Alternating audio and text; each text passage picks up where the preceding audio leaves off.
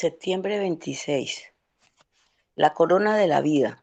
Bienaventurado el hombre que persevera bajo la prueba, porque una vez que ha sido aprobado, recibirá la corona de la vida que el Señor ha prometido a los que lo aman. Santiago 1:12. Es fácil querer graduarse sin tomar las clases requeridas, pero sin tomar las clases no hay manera de estar preparado para los exámenes y sin tomar un examen no hay graduación. Tal como sucede en el mundo académico, también ocurre en nuestra fe. Sería necio pensar que podemos graduarnos hasta alcanzar la madurez y plenitud en la vida cristiana antes de tomar los cursos y hacer los exámenes. Cuando Santiago escribe sobre el creyente que persevera bajo la prueba, Santiago 1:12, usa la palabra dóquimos, que se refiere a alguien que es examinado, probado y aprobado. Este tipo de persona tiene el sello de la aprobación de Dios en su vida y eso se vuelve cada vez más claro a través de su perseverancia. La corona de la vida, o más exactamente, la corona que consiste en vida, es un cuadro de la vida eterna que Dios promete a su pueblo. Sugiere la idea de que Dios nos recibe en la línea de meta y nos corona con honor, bendición y vida eterna. Entonces la duración de la prueba es la duración de nuestras vidas. Nuestra prueba dura hasta que Cristo regrese o nos llame a casa, por lo que aquí hay un llamado a permanecer firmes hasta el fin. Son esta perspectiva y promesa las que transforman la forma en que afrontamos los momentos más difíciles de nuestras vidas. A menudo nos sentimos tentados a considerar las pruebas individuales como intrusos en lugar de darle la bienvenida como amigos. Santiago 1:2. Pero cuando entendemos que toda la vida es una serie de pruebas, podemos tener calma y darnos la oportunidad de pensar de manera seria y realista sobre lo que atravesamos. Podemos saber con confianza que delante de nosotros está la corona de la vida eterna con Jesús y que nuestras pruebas son oportunidades para aprender a perseverar y crecer en la semejanza de Cristo, proclamando al mundo que aquel hacia quien caminamos es suficiente no solo para dar vida, sino también para dar alegría. La vida cristiana no tiene una fase de simulación que nos prepare para la vida real. Es una experiencia en tiempo real siempre, todos los días. No tenemos la oportunidad de descubrir exactamente cómo criaremos a nuestros hijos, lidiaremos con la pérdida repentina de un ser querido o reaccionaremos ante cualquier otra cosa que pueda sugerir en nuestro camino hasta que estas cosas realmente se presenten frente a nosotros. Estos son los cursos de la vida real que debemos tomar para alcanzar la madurez espiritual. ¿Por qué pruebas estás pasando hoy? Estas son las clases, aunque no las hayas elegido, que el Señor sabe que te permitirán perseverar y te prepararán para tu corona. Mientras, por su gracia, permanezcas firme en las tormentas hoy, recuerdas que eres bienaventurado, no con la falsa bendición de una vida fácil ahora, sino con la bendición eterna de la corona de la vida por venir. Para profundizar, Santiago 1 del 2 al 4. Amén. Amén. Bueno, hermanos queridos, muy buenos días para los que apenas se están conectando.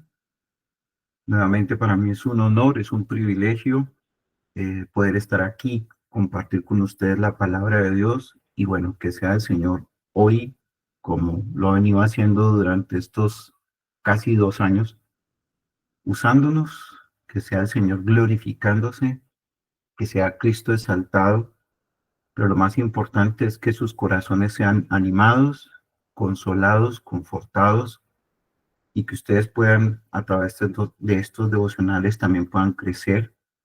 Y al final, yo pienso que lo más importante es que ustedes puedan conocer a Cristo, puedan amarlo, puedan deleitarse en Él y que el Señor sea avivando sus corazones, sea apasionándolos por conocer más a Cristo y por servirle. Como bien lo leía mi suegra, doña Estela, vamos a ver un tema muy interesante en la carta de Santiago, capítulo 2. Una carta muy interesante, muy pastoral, una carta que de verdad va directo al corazón. Y yo quiero que antes de que empecemos podamos, ustedes y yo, ir a la palabra de Dios, el texto base, como bien lo dice el devocional, está en Santiago capítulo 12, pero es muy interesante porque cuando ustedes leen Santiago capítulo 1, desde el versículo 2 hasta el 8, él habla justamente y hace una muy buena conexión con el versículo 12 de lo que el cristiano, eh, cuando empieza a caminar con el Señor, pues el Señor prueba su fe de las pruebas. Vamos a Santiago 1, 2 al 8 y saltamos al versículo 12. Yo se los voy a leer, de todas maneras, téngalo como referencia, apúntelo, téngalo ahí en sus notas, porque eso va a servir como base para el devocional de hoy. Dice, versículo 2 del capítulo 1, hermanos míos, tened por sumo gozo cuando os halléis en diversas pruebas, sabiendo que la prueba de vuestra fe produce paciencia. Mas tenga la paciencia su obra completa, para que seáis perfectos y cabales sin que os falte cosa alguna. Y si alguno de vosotros tiene falta de sabiduría, pídala a Dios, el cual da a todos abundantemente y sin reproche y le será dada. Pero pida con fe, no dudando nada, porque el que duda es semejante a la onda del mar, que es arrastrada por el viento y echada de una parte a otra. No piense, pues, quien tal haga, que recibirá cosa alguna del Señor. El hombre de doble ánimo es inconstante en todos sus caminos. Versículo 12. Bienaventurado el varón que soporta la tentación, porque cuando haya resistido la prueba, recibirá la corona de vida que Dios ha prometido a los que le aman. Hermanos, en nuestra vida cristiana las pruebas no son una excepción, sino la norma. Y la Biblia no promete ausencia de dificultades, sino la presencia fiel de Dios en medio de ellas. Y Santiago comienza su carta diciendo que debemos tener por sumo gozo cuando enfrentemos pruebas, como lo que acabamos de leer, porque Dios las usa para producir paciencia y madurez. De hecho, Jesús mismo enseñó lo mismo en el Sermón del Monte, en Mateo 5, 11 al 12. El Señor dijo lo siguiente: bienaventurados sois cuando por mi causa os vituperen y os persigan. Y luego más adelante dice, gozaos, alegraos, porque vuestro galardón es grande en los cielos. Hermanos, así que la bienaventuranza de Santiago no es nueva, sino una confirmación de la enseñanza de Cristo. ¿Y cuál fue la enseñanza de Cristo? Soportar la prueba con fe trae gozo presente y gloria futura. Hermano, lo interesante de todo esto es que la vida cristiana se puede comparar con una carrera, así como lo menciona Hebreos en el capítulo 12. De hecho, cuando ustedes se imaginan una carrera, en la pista hay obstáculos, hay cansancio y hay oposición, pero al final el Señor ha prometido una corona incorruptible, así como lo dice Primera de Corintios capítulo 9. O sea, tenemos un galardón eterno. Entonces, hermanos, hoy vamos a reflexionar sobre cómo este pasaje nos llama a soportar las pruebas con sabiduría y fe, confiando en que nuestro buen Dios es fiel y que en Cristo tenemos asegurada la victoria final. Entonces, esta pequeña meditación o reflexión tiene 3 puntos importantes. El primer punto es el gozo en medio de la prueba. Primer punto, el gozo en medio de la prueba. Hermanos, las pruebas no son casualidad, son providencia de Dios, son instrumentos de la providencia de Dios. Hermanos, cada dificultad que enfrentamos tiene un propósito. Es producir en nosotros paciencia, madurez y una constancia. Las circunstancias angustiosas son las adversidades que Dios usa para probar la fe del creyente, para probar tu fe y mi fe. Estas pruebas vienen en modos y formas diversas. Mira, mi hermano, mi hermana, ningún creyente ha recibido garantía de que va a vivir una vida libre de dificultades y una vida pacífica. Todos, ustedes y yo, vamos a experimentar o hemos experimentado dificultades, problemas y pesares de un tipo u otro. Nadie puede escaparse de esos problemas. Nadie. Porque ninguno de nosotros no controla las circunstancias que causan las dificultades. Y de hecho ustedes pueden escuchar historias, testimonios de todos los que estamos aquí presentes, ¿sí? Pueden escuchar las circunstancias de una hermana que, por ejemplo, que estaba a esto de ser operada y la nueva EPS decirle, mire, hasta aquí llegamos porque la nueva EPS está en crisis y vamos a tener que cancelar su, su cirugía y usted va a tener que empezar de nuevo. Hemos escuchado testimonios de la esposa del pastor, por ejemplo, de que no le han dado respuesta acerca de su cirugía y esta es la hora y la fecha de que no ha podido recibir la atención adecuada. Y así cada testimonio, hermanos. Y esa es la evidencia de que se rompe el mito de que usted vuelva a ser cristiano y pare de sufrir. Por el contrario, una vida cristiana es una vida donde Cristo mismo nos invita a sufrir, pero todo sufrimiento tiene un propósito eterno. Hermanos, en realidad lo que Santiago dice es que el cristiano literalmente cae en una situación angustiosa. Todos caemos en situaciones muy angustiosas. O sea, es decir, Dios coloca al creyente a veces de un modo bastante repentino en una dificultad diseñada para probar su fe en Dios.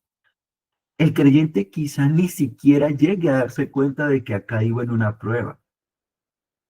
Muchas veces es solo más tarde que el creyente comienza a entender por qué Dios lo está probando. Y cuando sus ojos finalmente se abren, entonces empieza a ver la bondad y la gracia de Dios que le llenan de gozo y de felicidad en cada situación que vive en esa prueba. Hermanos, eso lo vemos, un ejemplo bíblico lo vemos en la historia de Job. Todos ustedes la conocen. Por eso Santiago exhorta a sus lectores a considerar las pruebas como causa de sumo gozo. El cristiano debe ver la mano de Dios en todos los ámbitos de su vida, aún en el sufrimiento, aún en las dificultades y en las pruebas. Entonces, mis hermanos queridos, Dios está detrás de toda dificultad y de toda prueba. Él quiere que tú y yo sepamos esto por medio de la experiencia para que no solo veamos su mano, sino que sintamos de verdad su mano. Por eso en toda adversidad que confrontemos, mantenemos nuestra confianza en nuestro Padre Celestial porque sabemos que Él nos envía estas dificultades para probar nuestra fe. Creemos que tiene completo control de cada situación y Dios nos da exactamente lo que necesitamos. Nos da alegrías y penas, dificultades y triunfos. Entonces, mis hermanos, el apóstol Pablo justamente confirma todo esto que yo acabo de decir en Romanos capítulo 5, versículo 3 al 4, que dice, nos gloriamos en las tribulaciones, sabiendo que la tribulación produce paciencia y la paciencia prueba y la prueba esperanza. Y de hecho, de una manera muy poética, Proverbios en el capítulo 27, en el versículo 21, también añade lo siguiente. De hecho, él hace una imagen, una analogía preciosa. Dice, el crisol prueba la plata y la hornaza el oro, y al hombre lo prueba la boca del que lo alaba. Entonces, mis hermanos queridos, así como el fuego revela la pureza del oro, la prueba revela la autenticidad de nuestra fe. Y tanto Santiago como Pablo coinciden en el mismo pensamiento. Las pruebas no destruyen al creyente, sino que lo forman.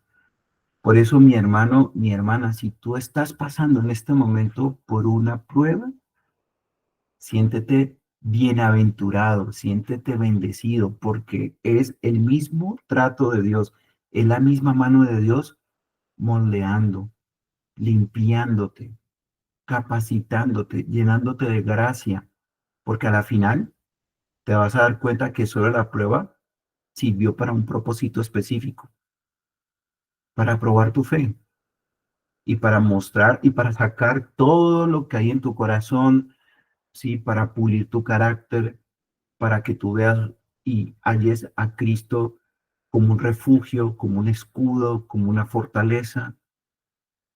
Mi hermano, en Cristo lo que el mundo ve como fracaso, Dios lo convierte en un fruto. El gozo no está en el dolor mismo, sino en el propósito que Dios cumple a través de él. Ahora miremos, pasemos al punto número 2, la necesidad de sabiduría. Ya vimos, sí, las pruebas, porque son necesarias, cómo Dios usa las pruebas. Ahora vayamos al punto número 2, la necesidad de sabiduría. Lo leímos en Santiago 1, del 5 al 8. Y yo quiero que tengas algo muy importante, mi querido hermano y hermana, y es que en medio de las pruebas descubrimos nuestra insuficiencia. ¿En qué sentido? Y es que no siempre entendemos qué hacer, cómo responder, cómo interpretar lo que vivimos. Y por eso Santiago nos llama a pedir sabiduría a Dios, quien da generosamente. Cuando nosotros leemos en el versículo 5 y 5, 6, y si alguno de vosotros tiene falta de sabiduría, y si alguno de vosotros tiene falta de sabiduría, ¿sí? Es la primera parte de una afirmación de una oración condicional. ¿A qué me refiero con esto? Y es que Santiago, ¿qué nos está diciendo? Él nos está diciendo lo siguiente y nos lo dice en nuestra propia cara. Él dice, yo sé que tú no lo vas a admitir, pero tú necesitas sabiduría para la prueba que estás afrontando. Tú y yo necesitamos sabiduría cuando estamos atravesando pruebas y dificultades.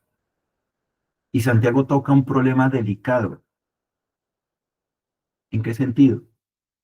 Es que a ninguna persona le gusta oír que le digan que es ignorante, que comete errores y que necesita ayuda. Porque primero nos pesa más el orgullo. Y ustedes y yo van a estar de acuerdo conmigo. Yo espero y ruego al Señor que sí, pero es en las pruebas cuando más resalta nuestro orgullo, a no querer pedir ayuda, a no querer pedir consejo, a querer hacer todo en nuestros propios medios. Yo sé, yo puedo resolver esto. Yo no necesito ayuda de nadie. Y eso se ve más que todo en los problemas matrimoniales, ¿lo sabías? En los problemas matrimoniales es más el hombre cuando la esposa le dice, amor, ¿de verdad tú crees que vamos a resolver esto juntos? ¿No crees que necesitamos ayuda de un tercero? ¿No crees que es conveniente que busquemos al pastor? No, no, no, no, no, no, no, no, no. Yo no necesito que aquí nadie me diga cómo debo hacer yo las cosas en mi casa. Es orgullo. Pero es que hay otras formas de hacerlas con, no, no, no, no, es que es a mi manera y yo sé que lo podemos resolver así. Es orgullo. Por eso Santiago toca un problema delicadísimo, ¿sí? Y es que, de nuevo, a ninguna persona le gusta oír que le digan que no sabe resolver el problema, que está cometiendo errores y que necesita ayuda. Mi hermano, mi hermana, tú que me estás escuchando en esta mañana, el hombre por naturaleza es independiente. Desea resolver sus propios problemas y tomar sus propias decisiones. Pero el hombre debe superar su orgullo para admitir que necesita sabiduría. ¿Tú sabes qué es lo contrario a una persona sabia? Es una persona necia. Y nuestro pecado nos lleva a ser necios todo el tiempo. Pero hermanos, esa sabiduría no es algo que ya posea. La sabiduría le pertenece a Dios, ya que es su virtud divina. Y cualquiera que admite la necesidad de sabiduría debe ir a Dios a pedírsela. Porque recordemos que más adelante Santiago lo dice, hay dos tipos de sabiduría. Está la sabiduría divina y la sabiduría terrenal. Proverbios 2:6 lo dice con muchísima claridad. Porque Jehová, porque Jehová da la sabiduría y de su boca viene el conocimiento y la inteligencia. Entonces aquí surge una pregunta clave, muy importante. La pregunta es, ¿qué es la sabiduría? ¿Qué es la sabiduría? Y Proverbios 2:6 lo expresa de esta manera, nuevamente, porque el Señor da sabiduría y de su boca vienen el conocimiento y la comprensión. Aquí lo estoy leyendo en otra versión, para que sea un poco más entendible. Mi hermano, mi hermana, para llegar a ser maduro y completo, el creyente debe ir a Dios en busca de sabiduría. Dios está dispuesto a impartir sabiduría a cualquiera que la pida humildemente. Hermano, los depósitos de sabiduría de Dios son inconmensurables y Él dice que Él va a otorgar este don abundantemente a todos sin reproche. Más bien la pregunta es, ¿qué te impide a ti ir a la presencia de Dios a pedirle sabiduría cuando estás atravesando problemas, pruebas y dificultades? ¿Qué te impide a ti hacerlo, mi querido hermano, mi querida hermana? Hermanos, esto muy constante y es muy evidente en las familias y en los matrimonios cuando pasan por problemas. No piden sabiduría a Dios, más bien reciben sabiduría terrenal. ¿Qué pasa cuando un matrimonio pasa por dificultades? ¿Cuáles son los consejos sabios que llegan del mundo? Hermano, más bien, oye, amigo, amiga, yo pienso que la mejor decisión es que ustedes se separen, ¿saben? Ahí no hay nada que hacer. Mentiras del diablo. O cuando vienen los problemas financieros, siempre estamos escuchando consejos del mundo, que en su gran mayoría son erróneos, equivocados, por no decir todos. Hermanos, Santiago insiste en algo fundamental, y es que debemos pedir con fe, sin dudar. Y podemos conectar con Hebreos en el capítulo 11, en el versículo 6, cuando dice, pero sin fe es imposible agradar a Dios, porque es necesario que el que se acerca a Dios crea que le hay y que es galardonador de los que le buscan. Nosotros tenemos un problema, hermanos, y es que tenemos una fe muy incrédula. Y con eso lidiamos también todo el tiempo. De hecho, cuando yo oro, yo siempre le pido perdón al Señor. Señor, perdóname por mi fe incrédula. Perdona mi incredulidad. Porque a veces me pasa de que yo me acerco a Dios pidiendo cosas y muy en el fondo sé que yo digo, "Ah, yo sé que eso no, el Señor no me lo va a cumplir o el Señor no lo va a hacer. Y estoy pecando porque dudo del poder de Dios. Mira también las palabras del Señor Jesús en Mateo 21 al 22. Si tuvieres fe y no dudares, todo lo que pidieres en oración, creyendo, lo recibiréis. Creyendo.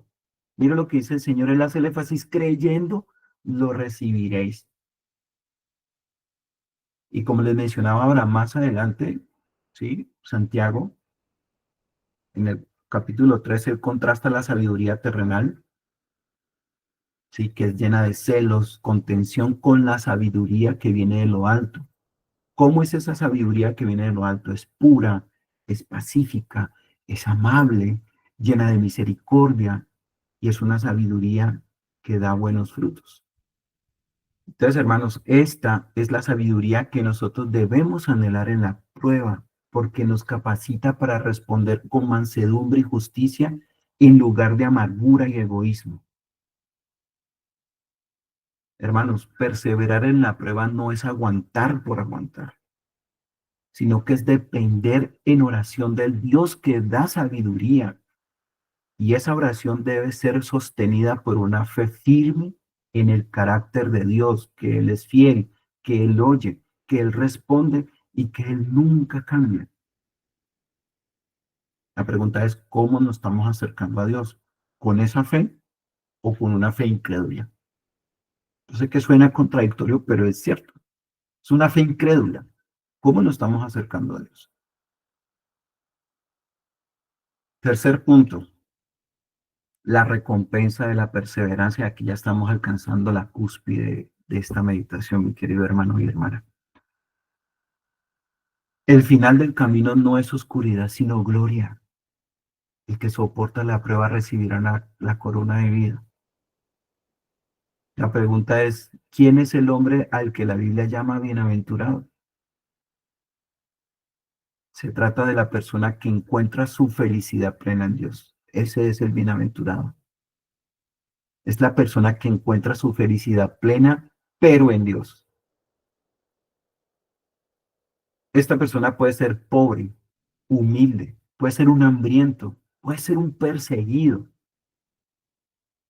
pero es feliz en Dios. Ese es el bienaventurado. Y esto parece una contradicción, claro está, porque desde una perspectiva mundana, solamente el rico y el que está seguro pueden ser felices, pero la escritura enseña algo muy diferente.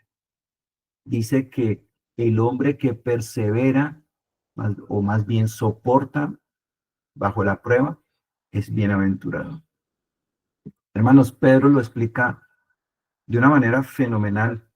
En la primera carta de Pedro, en el capítulo 1, versículos 6 al 7, él dice, en lo cual vosotros os alegráis, aunque ahora por un poco de tiempo, si es necesario, tengáis que ser afligidos en diversas pruebas, para que sometida a prueba vuestra fe, mucho más preciosa que el oro, sea hallada en alabanza, gloria y honra cuando sea manifestado Jesucristo. ¡Ah! ¡Qué preciosa definición! Es más, Dios prueba la fe del hombre para ver si realmente esa fe es genuina y verdadera. Dios prueba la fe del hombre así como lo hizo, por ejemplo, en el caso de Job. La fe que no es probada y por ende nos damos cuenta que es una fe falsa, pues es una fe que no tiene valor. Dios quiere que el creyente, Dios quiere que tú y yo nos acerquemos a Él en la época de la prueba para que Él nos dé la fuerza para perseverar. Dios no está interesado en ver caer al creyente, sino ni tampoco en verlo fracasar, sino que Él desea vernos perseverar, luchar y triunfar, pero en Él. De hecho, el mismo Señor Jesucristo promete en Apocalipsis, en el capítulo 2, versículo 10, sé fiel hasta la muerte y yo te daré la corona de la vida. Y mire lo que dice Primera Corintios en el capítulo 9, en el versículo 24, 25. Dice, ¿no sabéis que los que corren en el estadio, todos a la verdad corren, pero uno solo se lleva el premio? Corred de tal manera que lo obtengáis. Todo aquel que lucha, de todo se abstiene. Ellos a la verdad para recibir una corona corruptible, pero nosotros una incorruptible. Entonces, mi hermano, mi hermana, vemos que Santiago y Pedro y Juan, que leímos Apocalipsis, ellos siempre apuntan a lo mismo. ¿Y qué están diciendo? ¿Cuál es la idea principal de ellos? Hermano, la perseverancia en la fe no es en vano. Al final nos espera Cristo con la corona de vida en sus manos. Y como el fuego refina el oro, así nuestras pruebas producen una fe que va a brillar en la gloria eterna. Imagínate ese escenario, mi hermano. Al final, cuando nos encontremos cara a cara con el Señor nos va a esperar con las coronas. Pero ni siquiera nosotros vamos a decir, uff, me las gané. No, todo fue por gracia. Esas coronas que vamos a recibir son solo la evidencia de que perseveramos hasta el fin, porque fue el Dios mismo el que nos ayudó a perseverar. Porque si fuera por nosotros, abandonaríamos la carrera. Y cuando el Señor nos entregue las coronas, ¿sabes qué va a pasar, mi querido hermano? Nosotros mismos las vamos a ofrecérselas al Señor. Señor, son tus coronas. Tú las ganaste por nosotros. Con esto finalizo, mi hermano. La perseverancia no se logra con nuestras fuerzas, porque si dependiera de nosotros, caeríamos como Pedro antes del canto del gallo. Pero la buena noticia del Evangelio es que Cristo mismo soportó la prueba definitiva en la cruz del Calvario. Y la misma escritura en Hebreos 12 nos dice, puesto los ojos en Jesús, el autor y consumador de la fe, el cual por el gozo puesto delante de él sufrió la cruz, menospreciando el oprobio y se sentó a la diestra del trono de Dios. Él es el varón bienaventurado que resistió hasta el fin, que obedeció sin titubear y que recibió la gloria de su Padre. Por la fe en él podemos decir que su victoria se convierte en nuestra victoria, que su perseverancia nos es imputada como justicia y que su espíritu nos capacita para soportar cada prueba con gozo, sabiduría y fe. Hermano, hermana, dale la bienvenida a la prueba. Ábrele la puerta y dile bienvenida, siéntate a mi casa, porque a través de la prueba voy a conocer a Dios, porque a través de la prueba voy a conocer el amor y la bondad de Dios y a través de la prueba tú vas a ser capacitado, tu fe va a crecer, tú vas a madurar y vas a conocer al final al Dios Todopoderoso, así como lo hizo Job. De oídas te había oído, pero ahora mis ojos te ven. ¿Sí comprendes, mi hermano? ¿Sabes por qué es tan importante la prueba? No le des la espalda a la prueba, que cuando la prueba llegue a tu casa tú digas, pero ¿por qué? Sino ¿para qué? Es el propósito de la prueba. No he visto el primer creyente que madure en su fe sin ser probado. No he visto el primer creyente que crezca en el conocimiento de Dios sin ser probado. No he visto el primer creyente que ame a Dios con tan fervor y pasión sin que haya sido probado. Porque al final de todo eso, la prueba tiene un propósito eterno. Por eso la corona de la vida no es una ilusión incierta, hermano, sino una promesa segura para todos los que aman a Dios en Cristo Jesús. Hoy podemos enfrentar las pruebas con gozo porque sabemos que el Cristo resucitado camina con nosotros, intercede por nosotros y nos espera al final con la corona en sus manos.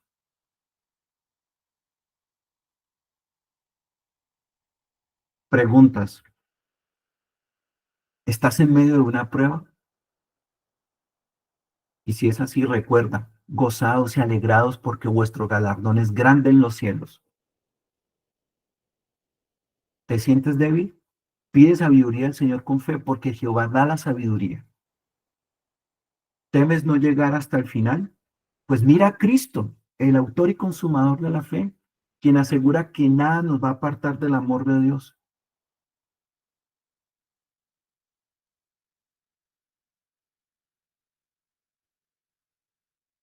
Mi hermano, yo te animo en esta mañana que mires las pruebas no con terror, sino que las mires como una oportunidad para crecer en tu fe, para madurar en tu fe y en tu carácter, y para que al final de la prueba puedas ver la victoria de Cristo en tu vida, porque Él sí soportó la prueba, pues la soportó con mucho gozo y obtuvo la victoria.